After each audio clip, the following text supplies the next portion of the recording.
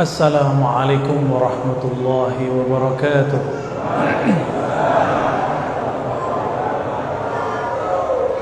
Alhamdulillahilladzi ja'alana min ummati sayyidina Muhammad sallallahu alaihi wasallam.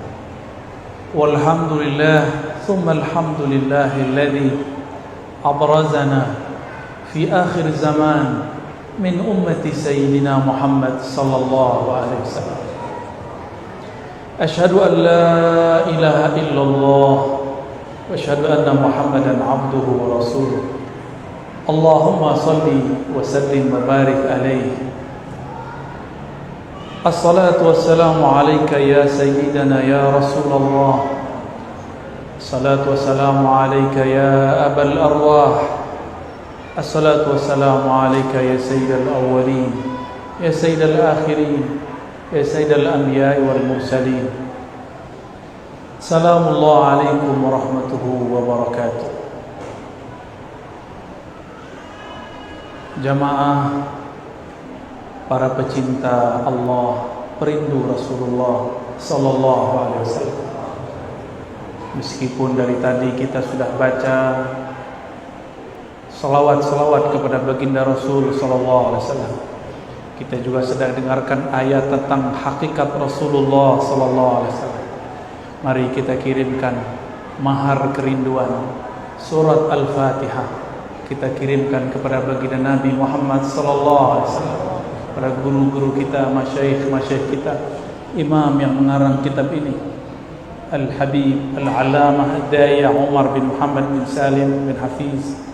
Begitu juga pengarang-pengarang kitab yang lain, ya Ulami, Daiba, Al-Barzanji, kepada yang pertama kali menghidupkan Maulid Nabi As-Sultan Al-Muzaffar Abu Sa'id Al-Kawkabari, kepada iparnya Salahuddin Al-Ayubi, merekalah yang menghidupkan majlis ini. Untuk mereka kita kirimkan mahar kerinduan, tanda terima kasih. Al-Fatihah. A'udzu billahi minasyaitonir rajim. Maliki yaumiddin. Iyyaka na'budu wa iyyaka nasta'in. Shiratal ladzina an'amta 'alaihim ghairil maghdubi 'alaihim waladdallin. Semoga berkah bacaan Al-Fatihah, surat pembuka, Allah buka hati pikiran kita, Allah buka ruh kita yang selama ini terpenjara oleh nafsiyah, kedirian, keegoan kita. Amin ya rabbal alamin. Bagaimana cara menumbuhkan rindu? Kenalilah yang dirindui, cintailah ia, dengarkan kisah-kisahnya. Maka malam ini saya akan kisah sebagian dari kisah beliau. Tatkala Abdullah pulang ke rumahnya, Abdullah dinikahkan dengan Aminah bintu Wahab. Abdullah menyebutkan dirinya ana zabihani. Maka Nabi Muhammad mengatakan ana ibnu zabihani. Aku adalah putra dari dua orang yang pernah akan disembelih. Pertama Abdullah, dan yang lebih awal lagi adalah Sayyidina Ismail alaihissalam. Dulu Sayyidina Abdullah pernah mau dibunuh, bukan dibunuh, dinazarkan. Jika dia lahir, maka Abdul Muttalib akan menyembelihnya. Diundi, undian ke-10 baru namanya hilang. 1 kali undian 10 kali domba, maka 10 kali undian 100 domba. Abdullah mengatakan, ana ibnu mi'ati ghanamin, aku seharga 100 domba. Mahal ya. Sayyidina Abdullah dinikahkan dengan Aminah itu karena Abdul Muttalib bermimpi ada pohon tumbuh dari dalam rumahnya. Pohon itu hanya menutupi sebagian, tapi kurang menaungi bagian yang lain. Esok hari datanglah ia kepada ahli takbir mimpi. Apa kata dia? Wahai tuan, takbirlah mimpiku.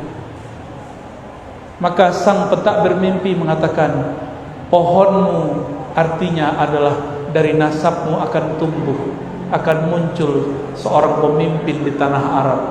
tapi kepemimpinannya tidak sempurna kecuali dia dikawinkan dengan pohon satu lagi. Maka kawinkanlah dia dengan keturunan Wahab. Pulang dicarilah oleh Abdul Muthalib, apakah Wahab punya anak seorang putri? Ternyata beruntunglah putrinya adalah seorang yang sangat amanah, maka digelari, dinamai dengan Aminah. Abdullah hamba Allah menikah dengan Aminah, perempuan yang menjaga rahasia-rahasia. Menikahlah Abdullah, di dalam dirinya ada nur yang dulu ada dititipkan Allah kepada Nabi Adam, turun ke Nabi Syis, turun ke Nabi Idris, turun ke Nabi Nuh, turun ke Nabi Ibrahim, turun ke Nabi Ismail, turun kepada Bani Kinan, Bani Quraisy, terus Adnan, terus sampai kepada baginda Rasul. Dari Abdullah turunlah nur itu kepada Aminah. Aminah kemudian dipanggillah Abdullah. Ia mengatakan, wahai istriku tercinta, aku mohon izin untuk berdagang seperti sedia kala. Berangkatlah Abdullah, pergilah ia ke tanah Syam. Tapi sebelum pulang, sebelum sampai di rumah, umur tidak panjang, betapa malang Aminah, masih muda sudah menjadi janda. Bagaimana nasib perut yang sudah ada isinya? Di situ ada jabang bari yang nanti lahir tanpa ayah, yatim sebelum dia lahir. Namun Allah tidak pernah tidur, tidak pernah lupa. Yang dititipkan Allah ke dalam perut Sayyidah Aminah adalah kasihnya. Maka Allah Subhanahu wa taala hampir setiap malam, setiap hari mengirimkan kabar gembira, mengirimkan makanan-makanan surgawi kepada Sayyidah Aminah. Hamillah Sayyidah Aminah. Pada minggu-minggu pertama ia hamil, datanglah Sayyidina Jibril menyeru dari langit, ya Aminah, yang engkau kandung adalah Sayyidul Alam, yang engkau kandung adalah penghulu alam semesta. Meskipun engkau menjadi janda, tapi Allah Subhanahu wa taala akan menjagamu, karena yang di dalammu adalah kekasihnya. Esok hari datang lagi Mikail. Esok besoknya lagi datang lagi Adam. Datanglah nabi-nabi, nabi-nabi yang utama sampai nabi-nabi yang tidak disebutkan namanya. Mereka semua mengatakan, wahai Aminah, janganlah bersedih. Yang engkau kandung adalah kekasih pemilik alam semesta. Maka Aminah tidak pernah merasa kesepian, meskipun suaminya tidak pernah pulang kecuali hanya namanya. Bayangkan jika ada di antara saudari-saudariku baru menikah, baru hamil, suaminya wafat. Malangnya nasib. Tapi Allah tidak pernah tidur. Allah hiburlah ibunda Rasulullah sallallahu alaihi wasallam. Jika dulu Sayyidatuna Maryam dikirimkan buah-buah surga, dijamin kedatangannya, maka yang di dalam perut Sayyidah Aminah lebih mulia daripada Sayyidina Isa yang dikandung Sayyidatuna Maryam. Tentulah penjagaan dan jaminan Allah lebih tinggi dan lebih besar kepadanya. Itulah yang membuat Sayyidah Aminah yakin hidupnya aman sentosa. Sejak saat itulah Aminah percaya di dalam perutnya ada seseorang yang dia akan menjadi nabi akhir zaman. Dialah makhluk pertama yang percaya di antara manusia bahwa yang akan dia lahirkan adalah seorang nabi. Belum lahir Nabi Muhammad, Aminah sudah beriman. Tidak seperti yang dikatakan oleh orang-orang yang buruk adab kepada baginda Rasul sallallahu alaihi wasallam, yang mengatakan orang tua Nabi disiksa dalam neraka. Bagaimana adab dia kepada Rasulullah? Bagaimana dia nanti kalau ketemu Rasulullah, dia menyakiti Rasulullah dan mengatakan, "Hei Rasul, orang tua masuk neraka." Rasulullah tidak akan menyapa orang ini. Maka adalah seorang ulama murid Imam Ghazali bernama Ibn al-Arabi al-Maliki al-Ma'afiri. Apa kata beliau? Siapapun yang mengatakan orang tua Nabi masuk neraka, mal'unun, terlaknat ia. Maka kita tidak akan berkata seperti kata-kata pelaknat. Berkembanglah, tapi Sayyidatuna Aminah tidak merasa beban di perutnya, karena beban itu telah ditanggung oleh Allah. Justru dia merasa hidupnya tambah terang, pikirannya tambah cerah. Bayangkan, siapakah di antara Ustadz, Kiai, Habib yang bermimpi ketemu Jibril? Adakah kita yang sudah baca kitab yang hafiz Quran bermimpi Mikail? Adakah di antara kita ketemu para nabi dalam tidur-tidurnya? Adakah di antara kita yang dihibur oleh malaikat-malaikat ketika dia bermenung? Tidak ada. Orang yang dianggap wali, dianggap habib sekalipun belum tentu mendapatkan kemuliaan ini. Itulah Aminah radhiyallahu taala anha, awwalu man amana bi nubuwwatihi qabla miladi. Orang pertama yang percaya kepada Nabi Muhammad sebelum dia lahir. Pendek cerita, sampailah 9 bulan. Allah pun menghadirkan 2 ruh mulia, Sayyidatuna Asiyah yang dulu pernah beriman di bawah kezaliman Fir'aun, dan yang kedua Maryam yang dulu pernah dikucilkan oleh orang-orang sukunya Alu Imran. Mereka datang, ruhnya datang menyambut baginda Nabi Muhammad sallallahu alaihi wasallam. Apa kata Sayyidatuna Aminah? Ketika aku melahirkan Muhammad, raaitu nura, aku melihat cahaya. Cahaya itu meliputi langit, meliputi bumi. Cahayanya membuat bergetar kekaisaran Romawi, membuat padam tuhan-tuhan Majusi, membuat roboh runtuh berhala-berhala Makkah. Cahaya di atas cahaya, bahkan matahari pun bergetar. Lahir sumber dari cahayanya baginda Nabi Muhammad sallallahu alaihi wasallam. Rembulan pun girang menangis, dia bergetar. Maka sang rembulan mengatakan, namaku Al-Badar adalah memindam namanya. Maka hari mengatakan, aku matahari pelita, itu adalah nama Muhammad sallallahu alaihi wasallam. Jika bulan mengatakan aku pantulan matahari, matahari mengatakan sumberku dari nur Muhammad sallallahu alaihi wasallam. Dialah Asy-Syams, dialah Al-Badr, tala'al badru alaina. Itulah yang kita baca dalam syair-syair. Tala'al badru alaina, anta syamsun anta badrun. Engkaulah syams. Syamsun artinya pelita, matahari yang sebenarnya. Dialah sebenarnya Al-Badr, bulan purnama. Baginda Rasul lahir. Kemudian setelah 2 ruh suci ini kembali, diambillah oleh Suwaibah Al-Aslamiyah, budak daripada Abu Lahab, paman Rasulullah sallallahu alaihi wasallam.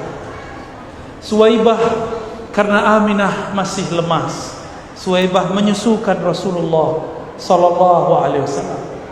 Suwaibah karena menyusukan Nabi, dia seorang budak, dia taruhlah anak itu. Aminah sadar, maka disusui oleh ibunya. Suwaibah pun pulang ke rumah tuannya Abu Lahab, mengabarkan, wahai tuan, keponakanmu, anak dari Abdullah telah lahir, Muhammad namanya. Abu Lahab merinding.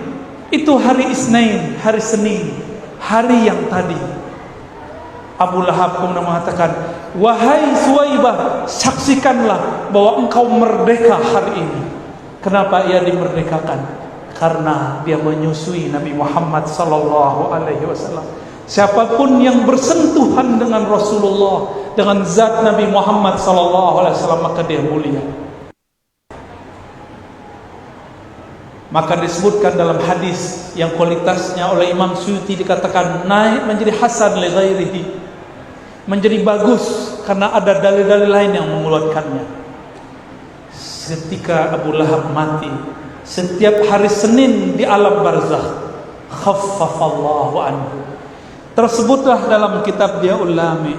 Kalau di kitab ini halaman 34, annal azaba mukhaffafun fi kulli isnain li farhatihi biman wafana.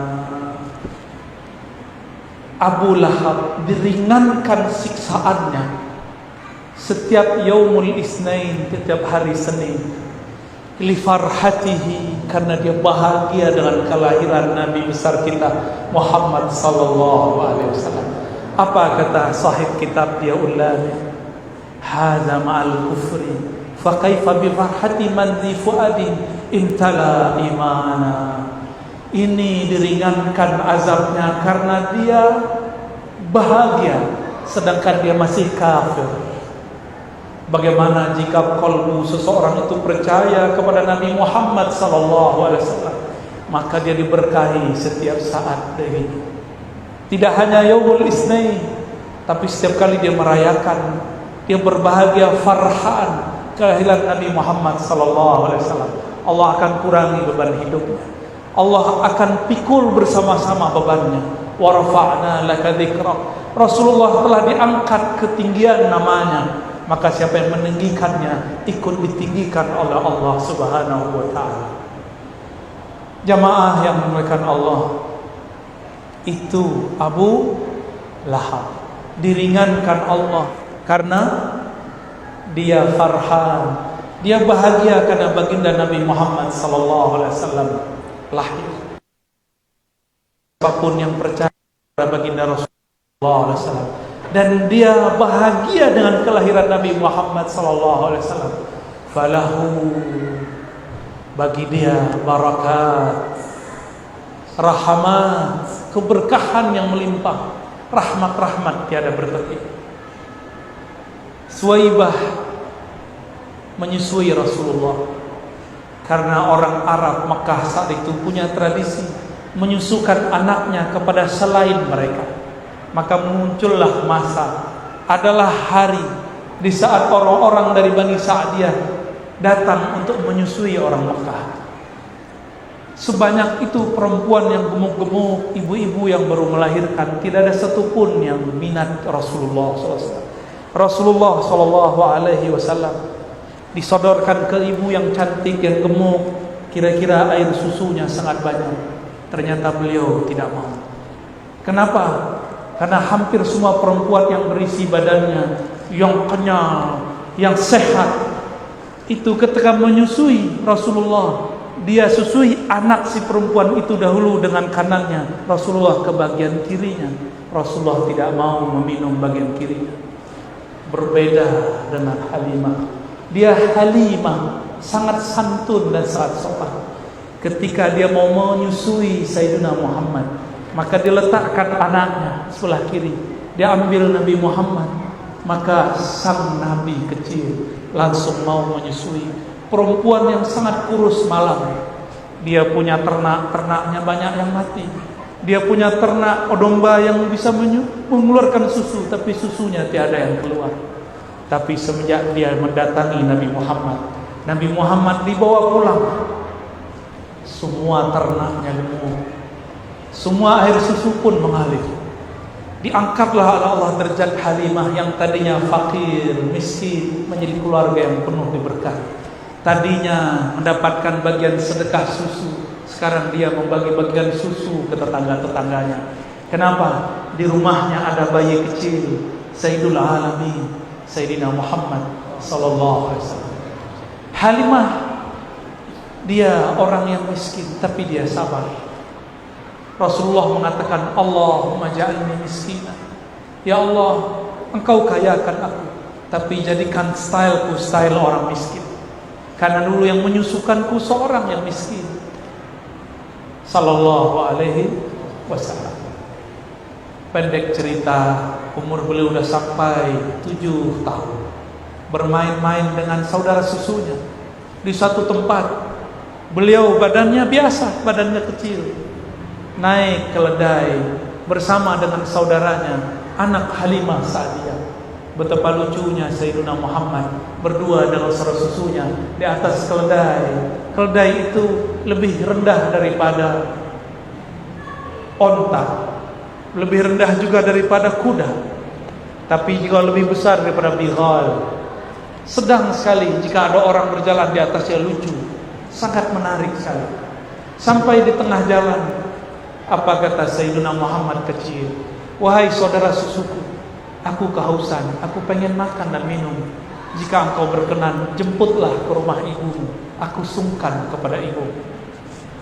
Maka pulanglah dia. Tapi ketika dia pulang, balik lagi.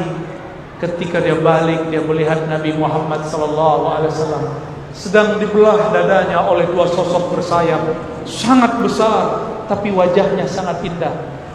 Kemudian si anak ini lari kepada ibunya. Wahai ibunda, kutila Muhammadun, kutila akhi Muhammadun, saudaraku dibunuh oleh dua sosok yang tidak tahu dari mana. Halimah pun ketakutan, wajahnya pucat, bulu romanya merinding. Dia penuh ketakutan, dia panggil suaminya, wahai suamiku, anak kita Muhammad, anak kita dibunuh oleh seseorang. Dia menangis, dia berteriak, ya Muhammad, ya Muhammad. Ternyata sampai di sana Nabi Muhammad SAW main-main seperti sedia kala. Dia peluklah Nabi Muhammad SAW yang tadinya jantungnya tidak mau copot, tapi melihat Nabi Muhammad masih utuh sedia kala, dia bahagianya bukan main. Ternyata anakku, anak susuku masih hidup, sumber keberkahanku masih hidup. Walhasil Sayyidatuna Halimah mengatakan kepada suaminya, wahai suamiku, anak kita bukan anak biasa. Dia dicari bukan hanya oleh orang dibunuh, tapi seperti yang dikatakan Muhammad. Ketika kita tanya, ya Muhammad, siapakah dua makhluk itu yang diceritakan saudara susumu? Beliau mengatakan, aku melihatnya turun dari langit. Halimah geleng-geleng kepala, ini bukan manusia biasa. Wahai suamiku, kita mungkin bahkan salah adab kepada anak ini. Jangan-jangan anak ini pilihan Allah Subhanahu wa ta'ala. Besok kita kembalikan ke ibunya. Besok dia datanglah kepada Sayyidah Aminah. Sayyidah Aminah tertawa, tersenyum. Apa katanya? Wahai Halimah, engkau baru tahu, sedangkan aku sudah tahu sebelum dia lahir. Ketika dia lahir, aku melihat lebih dahsyat lagi. Bahkan cahayanya meliputi alam semesta. Sayyidah Aminah tidak kaget, Sayyidah Aminah tidak ketakutan. Yang ketakutan malah Halimah As-Sa'diyah. Sejak saat itulah Halimah Sa'diyah hanya mendengar kabar tentang anak susunya. Nabi Muhammad kecil dibesarkan oleh ibunya. Diajak ziarah, diajak kemana-mana. Nabi Muhammad SAW kecil, tapi pembicaranya seperti orang besar. Berkalam tauhid ahad, ahad. Tidak pernah masuk ke dalam Masjidil Haram lalu menyembah Latta dan Uzza. Beliau tidak pernah menyembah satu berhala pun, tidak pernah meminum satu teguk khamar pun, tidak pernah maling satu buah pun, tidak pernah mematahkan satu ranting pun. Baginda Nabi Muhammad sallallahu alaihi wasallam, ketika beliau mulai menjadi anak-anak, mulai remaja, beliau disuruh oleh kakeknya dan pamannya, diberi tugas menjadi seorang pengembala domba. Pengembala domba itu harus punya sifat. Sifatnya sifat sabar, tiada batas. Harus rigid, harus tahu ada domba, ada kambing yang tidak ikut serta. Dan tidak boleh mengambil satu pun sampai lapor kepada tuannya. Nabi Muhammad belajar di situ amanah. Beliau belajar di situ bagaimana sabar.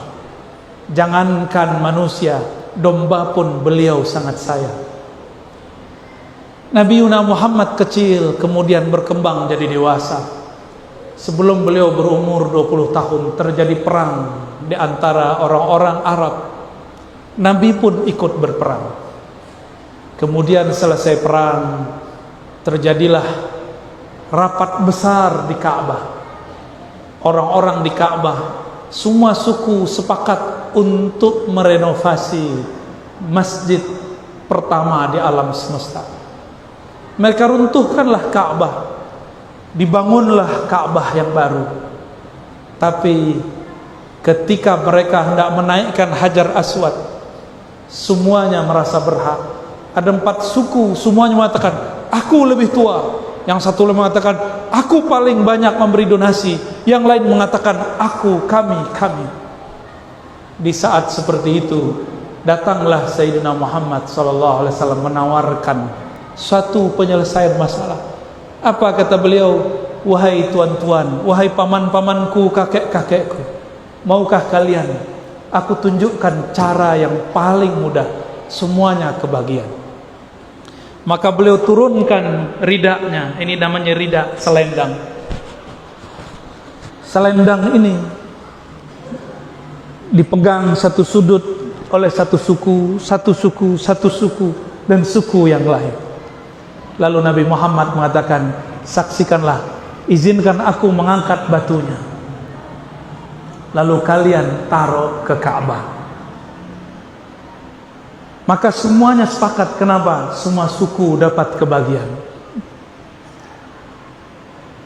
Semenjak saat itulah baginda Nabi Muhammad SAW bernama Fatanah, seseorang yang bersosok cerdas, sangat cerdas.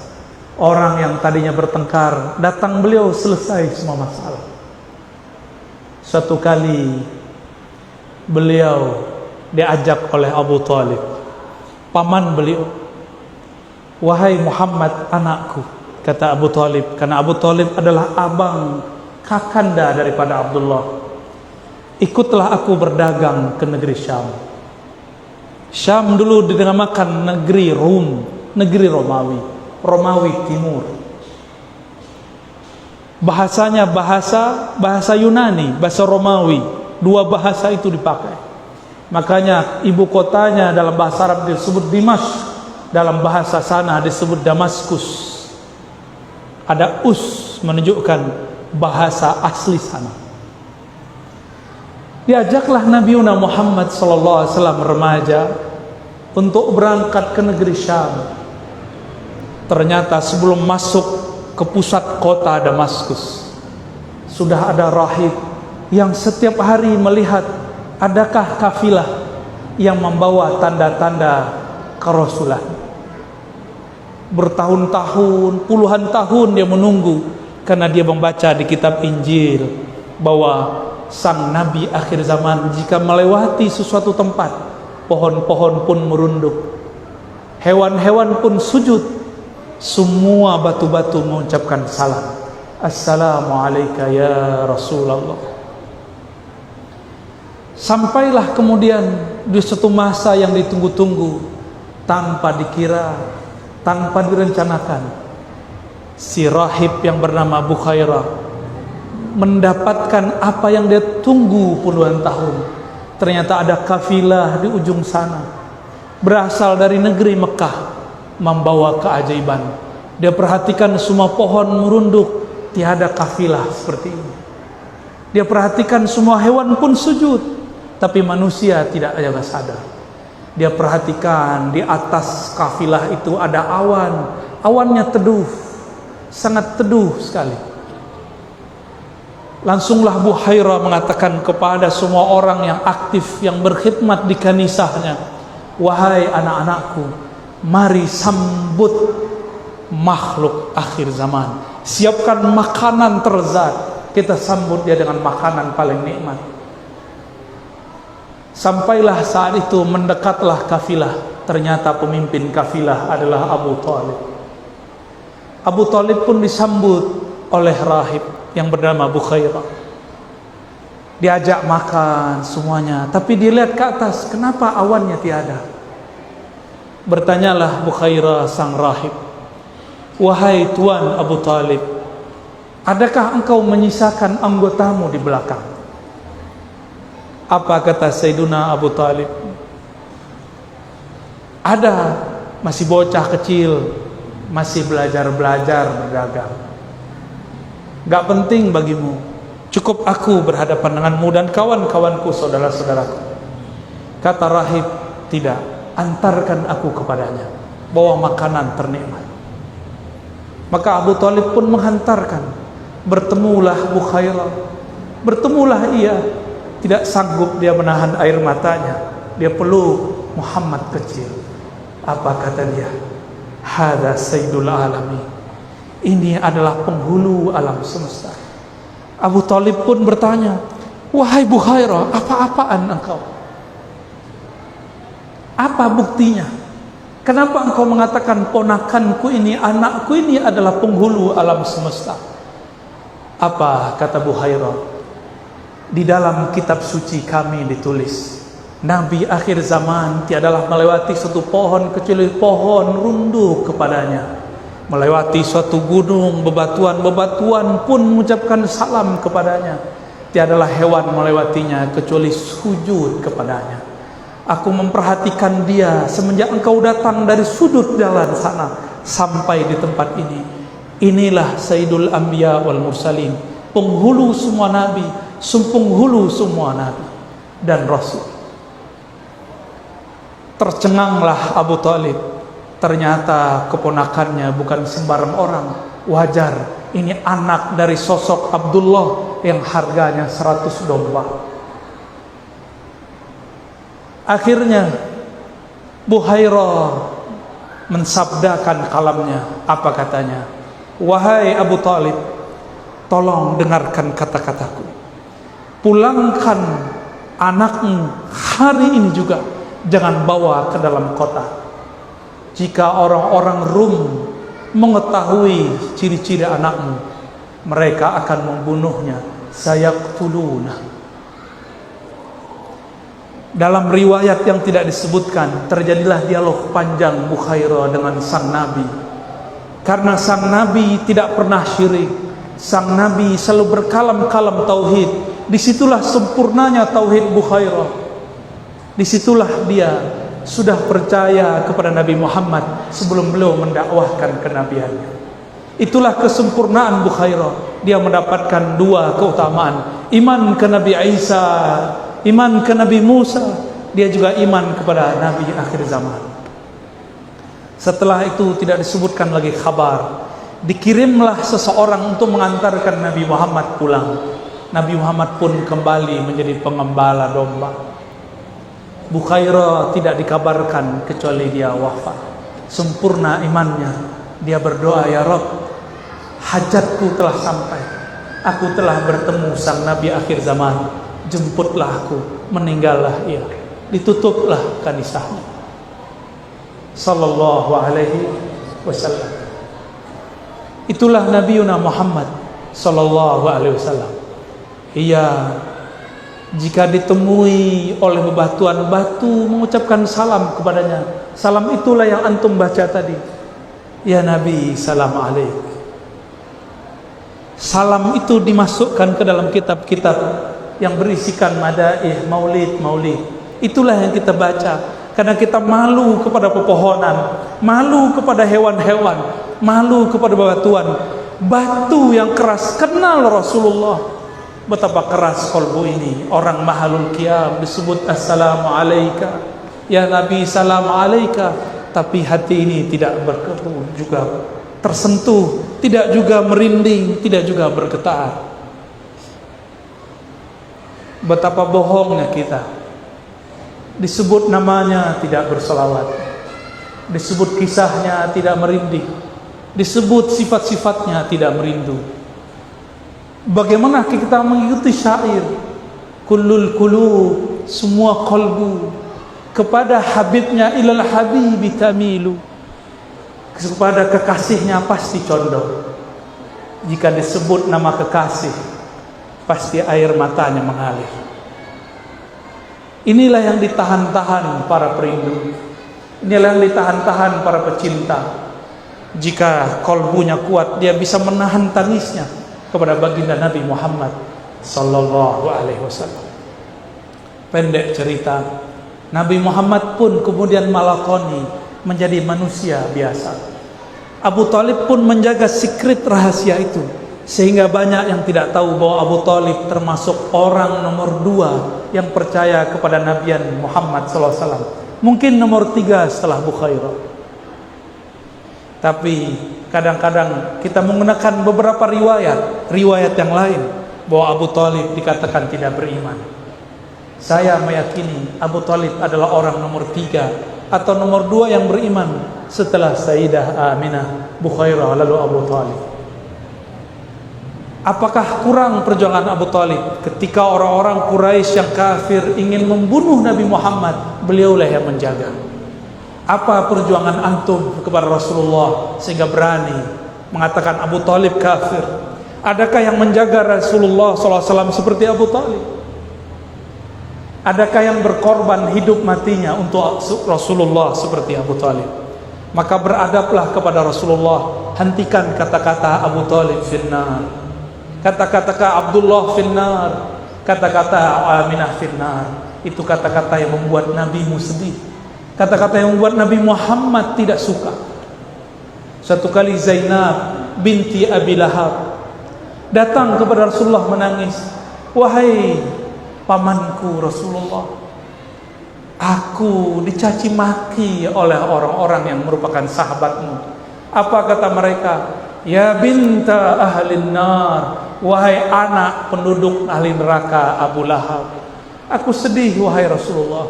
Maka orang yang memanggil Zainab dengan panggilan ejekan ini disidang oleh Rasulullah. Lalu Rasulullah mengatakan, la tuhzil ahya bil amwat. Jangan kamu sakiti orang yang hidup karena perilaku orang yang mati. Betapa menyakitkan ketika ada orang mengatakan hari ini kedua orang tua Nabi masuk neraka. Nauzubillah summa nauzubillah. Wajar jika Ibnul Arabi mengatakan mal'un, terlaknat. Kalau terlaknat berarti 11-12 dengan syaitanir rajim.